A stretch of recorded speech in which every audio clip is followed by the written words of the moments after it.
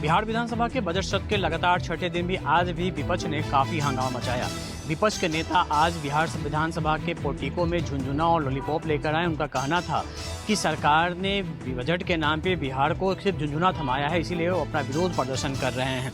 और लगातार विधानसभा के पोर्टिको में तमाम जो सत्ता पक्ष के जो मंत्री थे, विधायक थे, उनके सामने ये विरोध प्रदर्शन करते रहे और ये जब सत्र शुरू हुआ उस समय तक चलता रह गया है। विधानसभा में कांग्रेस के नेता अजीत शर्मा ने एक बड़ा हमला बोला है। उन्होंने कहा है कि यदि महागठबंधन की सरकार एनडीए में आती है तो मुख्यमंत्री कौन होगा, इसका फैसला राहुल गांधी और सोनिया गांधी और खड़गे करेंगे।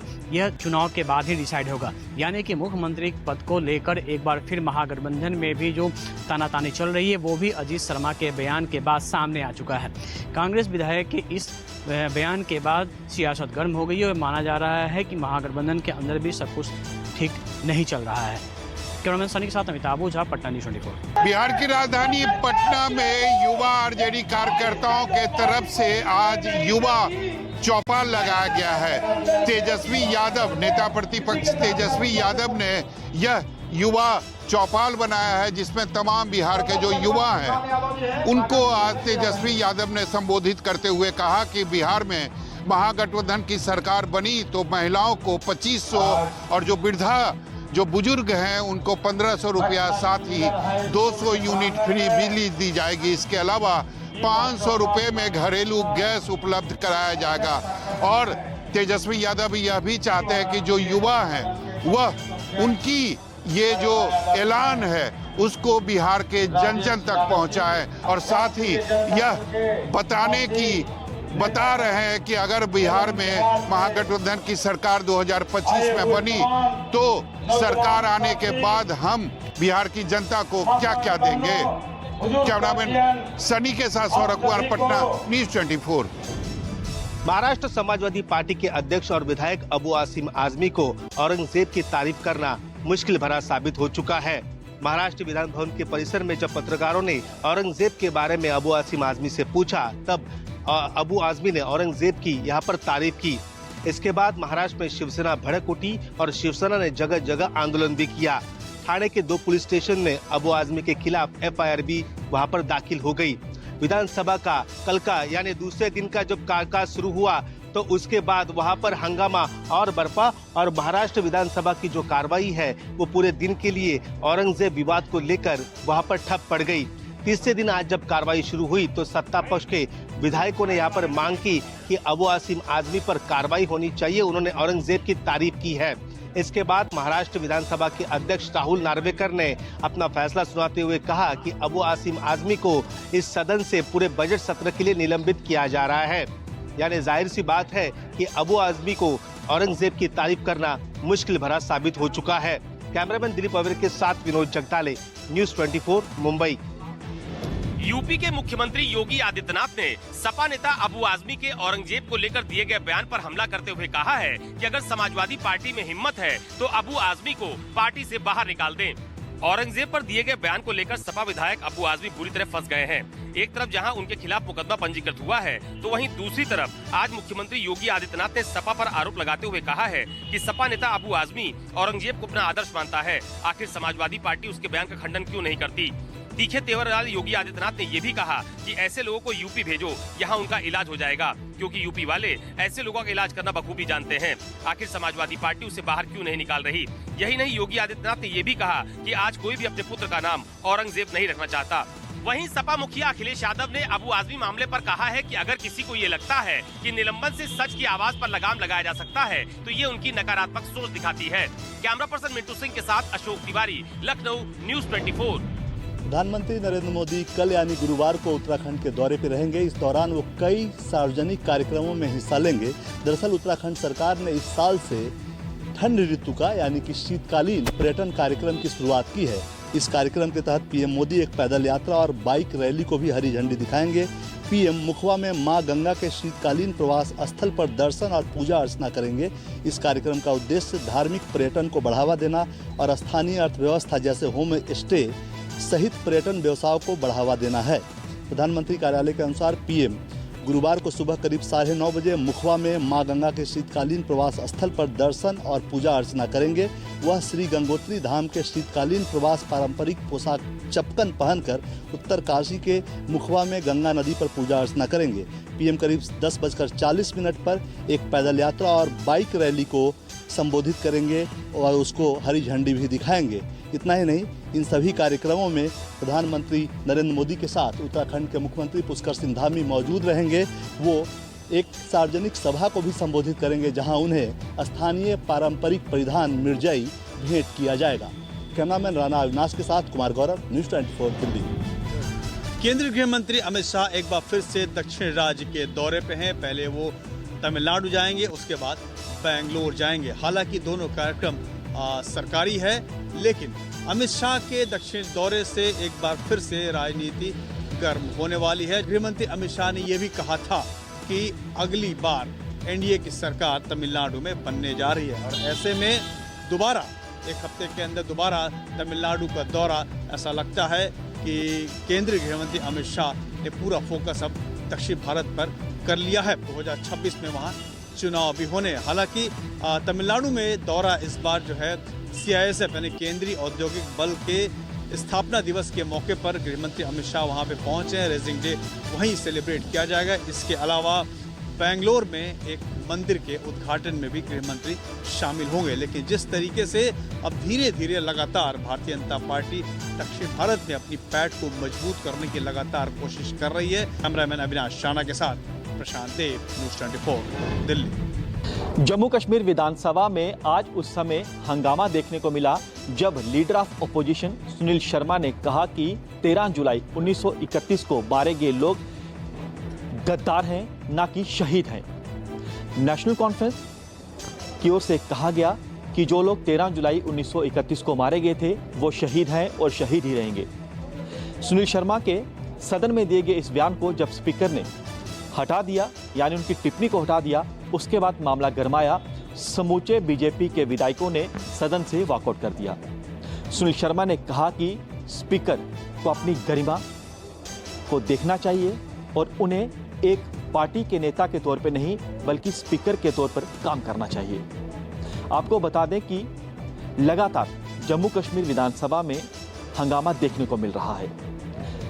बीजेपी ने पूरी तैयारी की है उमर सरकार को घेरने के लिए। ऐसा कोई दिन नहीं बीत रहा जब जम्मू कश्मीर विधानसभा में हंगामा देखने को ना मिले। कैमरामैन ओंकार के साथ पंकज शर्मा, न्यूज़ 24 जम्मू। प्रमोशन के लिए रेलवे में डिपार्टमेंटल परीक्षा के पेपर लीक कर फर्जीवाड़ा करने के मामले में सीबीआई ने रेलवे के बड़े अफसरों समेत कुल 26 लोगों को गिरफ्तार कर लिया है। इस घटना के बाद से रेल महकमे में हड़कंप मचा हुआ है। चंदौली में सीबीआई की एंटी करप्शन ब्यूरो की टीम ने बड़ी कार्रवाई की है। यहां पंडित दीनदयाल उपाध्याय रेल मंडल की डिपार्टमेंटल परीक्षा के दौरान फर्जीवाड़ा करने के आरोप में सीबीआई ने 26 लोगों को गिरफ्तार किया है। गिरफ्तार लोगों में रेलवे के 2 बड़े अफसर, 17 लोको पायलट और अन्य लोग शामिल हैं। लखनऊ से आई सीबीआई की टीम ने चंदौली के एक मैरिज लॉन से कई साल्वर्स को भी हिरासत में लिया।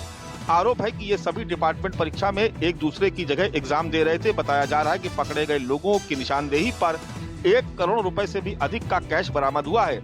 आरोप है कि प्रमोशन के लिए आयोजित इस डिपार्टमेंटल परीक्षा को पास कराने के लिए बड़े पैमाने पर अभ्यर्थियों से धन उगाही की गई और सॉल्वर्स को बुलाकर एग्जाम दिलाया जा रहा था। गिरफ्तार किए गए सभी आरोपियों का लखनऊ के सिविल हॉस्पिटल में मेडिकल परीक्षण कराने के बाद इन्हें अब अदालत में पेश किया जाएगा।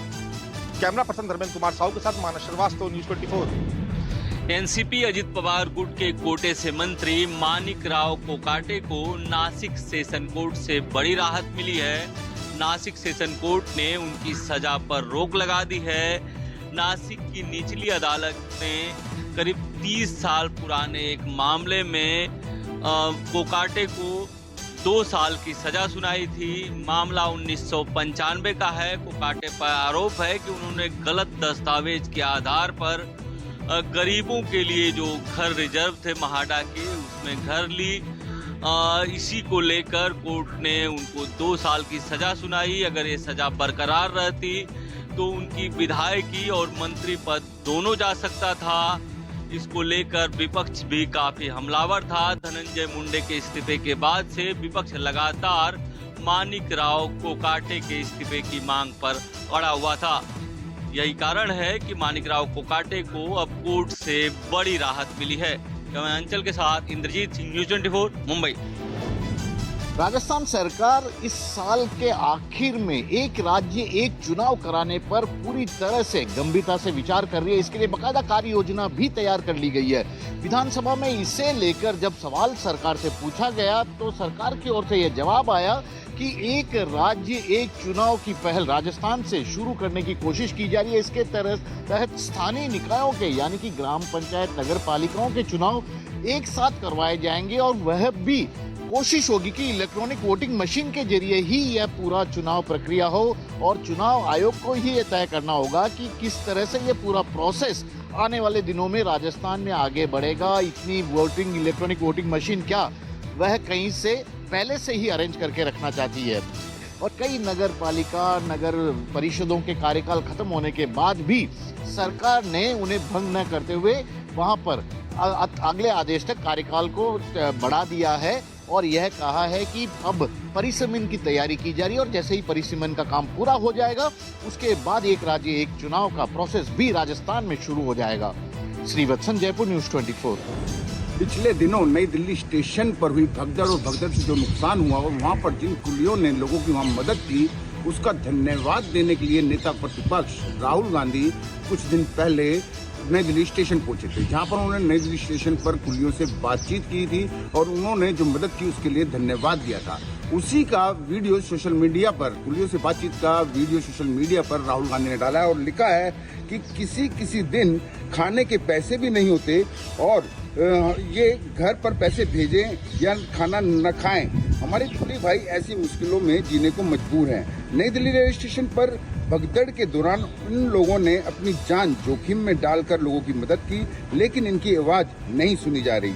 मैं इनकी मांगों को लेकर सरकार के समक्ष रखूंगा और इनके अधिकारों के लिए पूरी ताकत से लड़ूंगा। वहीं जो कुली थे जिन्होंने राहुल गांधी से मुलाकात की, उन्होंने ग्रुप डी की नौकरी के लिए राहुल गांधी से रिक्वेस्ट किया कि सरकार तक उनकी बात पहुंचाएं, उनकी मांग पहुंचाएं कि जो वो कुली हैं उनको कम से कम सरकारी ग्रुप डी की नौकरी दी जाए। विनय सिंह, न्यूज़ 24, दिल्ली। दिल्ली में यमुना की सफाई को लेकर के दिल्ली सरकार के मंत्री प्रवेश साहिब सिंह वर्मा ने आज पूरी यमुना का निरीक्षण किया है। दरअसल में यमुना का निरीक्षण बोट कैंप से लेकर के कालिंदी कुंज तक किया है और यमुना की स्थिति को भांपने की कोशिश की है। जिस तरीके से 2025 के इलेक्शन में भारतीय जनता पार्टी ने यमुना को एक विशेष मुद्दा बनाया था, उसी यमुना को लेकर के अब बीजेपी जो है वो काम करती हुई दिखाई दे रही है। दरअसल में बीजेपी का दावा है कि यमुना को करीब आने वाले 3 साल में इसको साफ कर दिया जाएगा। जिस तरीके से यमुना में 18 नाले जो कनेक्ट होते हैं उनको लेकर के एसटीपी प्लांट की सफाई का काम शुरू कर दिया गया है। साथ ही उच्च स्तरीय बैठक जो है वो सरकार और केंद्र सरकार के साथ लगातार मिलकर के कर रहे हैं। प्रवेश वर्मा ने कहा है कि तमाम तरीके की जो यमुना की गंदगी को लेकर के तमाम जो एक्शन है वो किए जा रहे हैं लगातार, और जो जिस तरीके से एसटीपी काम नहीं कर रहे हैं, अगर किसी अधिकारी या अफसर की लापरवाही होगी तो उस पर भी कार्रवाई की जाएगी। और उन्होंने वहीं अरविंद केजरीवाल को घेरते हुए कहा है कि पिछले 10 सालों में अरविंद केजरीवाल ने कभी यमुना में आए नहीं तो वो यमुना साफ कैसे कर पाते। कैमरा पर्सन जहांगीर के साथ में यूसुफ, न्यूज़ 24, दिल्ली। गुजरात में यूसीसी लागू करने के लिए बनाई गई समिति के सभी सदस्यों ने की मुख्यमंत्री से मुलाकात। कल हुई पहली बैठक में हुई कई अहम मुद्दों पर चर्चा। गुजरात में यूसीसी लागू करने को लेकर सरकार द्वारा 4 फरवरी 2025 के दिन गठित की गई समिति ने पहली बैठक में ही अहम मुद्दों पर चर्चा की। यूसीसी समिति के अध्यक्ष रंजना देसाई ने बताया कि गुजरात में लागू होने वाले यूसीसी में महिला अधिकार और बच्चों की सुरक्षा पर अधिक जोर दिया जाएगा। वहीं शादी और अपने धर्म और रीति रिवाजों से होगी, लेकिन शादी और तलाक दोनों का ही रजिस्ट्रेशन अनिवार्य होगा। तलाक सिविल कोड के कानून के मुताबिक ही रजिस्टर्ड होगा। विरासत और लिव इन रिलेशनशिप को लेकर कानून होगा। यूसीसी समिति की रचना के बाद पहली बार समिति के सभी सदस्यों ने मुख्यमंत्री भूपेंद्र पटेल से आज मुलाकात की। कमेटी को मसौदा तैयार करने के लिए राज्य सरकार ने और 45 दिनों का समय देकर रिपोर्ट सौंपने की कुल अवधि 90 दिनों की कर दी है। ड्राफ्ट तैयार करने से पहले यूसीसी समिति गुजरात के अलग अलग जिलों के लोगों के सुझाव के साथ अलग अलग धर्मों के धर्मगुरुओं से मुलाकात करके उनका भी सुझाव लेगी। कैमरामैन प्रभात साहब, भूपेंद्र सिंह, अहमदाबाद, न्यूज़ 24। पश्चिम बंगाल के दुर्गापुर के अंडाल में इन दिनों लोग दहशत के साए में जी रहे हैं। दहशत के साए में इस वजह से जी रहे हैं कि देर रात में अचानक उनके घरों में दरारें आ गई, जमीन फट गया। लोगों को ऐसा लग रहा था कि मानो कि भूकंप आ गया हो लोग डरे समय अपने घरों से चीखते चिल्लाते बाहर निकले। बाहर जब निकले तो पता चला कि देखे कि पूरे इलाके में ऐसे दर्जन भर जो घर थे, सारे जो घरों का जमीन फट चुका है, कारें दब चुकी है, गाड़ियां, बाइक था, सब दब चुका है। लोगों को नहीं समझ में आ रहा था कि आखिर इतना बड़ा हादसा कैसे हुआ। लगातार यहाँ पे प्रशासन की तरफ से लोग मदद की गुहार लगाने लगे और जब पता चला कि यहाँ से कोयले की खदान होती है, लगातार कोयले की खदान की वजह से जो निचले इलाके की जो जमीनें हैं वो बेहद कमजोर होते जा रही है और फटते जा रही है। तो कह सकते हैं कि एक बार ऐसे अंडाल में इतना बड़ा हादसा होने से स्कूल की जो यहाँ पे जमीन थी, स्कूल विद्यालय था, वो भी पूरी तरह से फट चुका है और बच्चों को छुट्टी दे दिया गया है। तो कह सकते हैं कि एक बार फिर से प्रशासन पूरी तरह से मुस्तैद है और वहाँ पे जो लोग फंसे हैं उन्हें सुरक्षित स्थानों पे ले जाने का भी काम किया जा रहा है। कैमरामैन पंकज के साथ मनोज पांडे, रिपोर्ट, कोलकाता। हरियाणा कांग्रेस के बड़े नेताओं की बैठक दिल्ली में बुलाई गई है। पार्टी प्रभारी बनने के बाद बीके हरिप्रसाद ने हरियाणा के तमाम दिग्गज कांग्रेसी नेताओं को बुलावा भेजा है। इस बैठक में पार्टी को गुटबाजी से निजात दिलाने पर चर्चा की जाएगी। हरियाणा में कांग्रेस के चुनावी प्रदर्शन से राहुल गांधी काफी नाराज हैं। काफी दिनों तक उन्होंने हरियाणा के राजनीतिक मामलों से दूरी बनाए रखी, लेकिन जिस तरह से कांग्रेस का निरंतर नुकसान हो रहा है उसे देखकर राहुल गांधी ने एक बार फिर हरियाणा के कांग्रेसियों को एकजुट करने के प्रयास आरंभ कर दिए हैं। विधानसभा चुनाव में कांग्रेस भले ही अपनी हार का ठीकरा ईवीएम पर फोड़ रही हो, लेकिन हरियाणा के कांग्रेस नेताओं की आपसी गुटबाजी तथा टिकटों का सही ढंग से वितरण नहीं होने की वजह से भी कांग्रेस की हार हुई है। हरियाणा विधानसभा चुनाव के बजट सत्र से 2 दिन पहले बुलाई इस बैठक में चर्चा इस बात को लेकर होगी कि आखिरकार पार्टी के नेता गुटबाजी को कब विराम देंगे।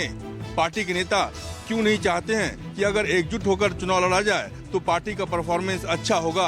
कैमरा पर्सन दीपक शर्मा के साथ अरुण कुमार, दिल्ली, न्यूज़ 24। किसानों ने अपनी मांगों को लेकर जिस तरह से आज चंडीगढ़ कूच का प्रोग्राम दिया गया था, खासतौर पर एसकेएम द्वारा, और वहीं पर किसान नेता जगजीत सिंह डल्लेवाल का जो अमर अनशन है वो 100वें दिन में दाखिल हो चुका है।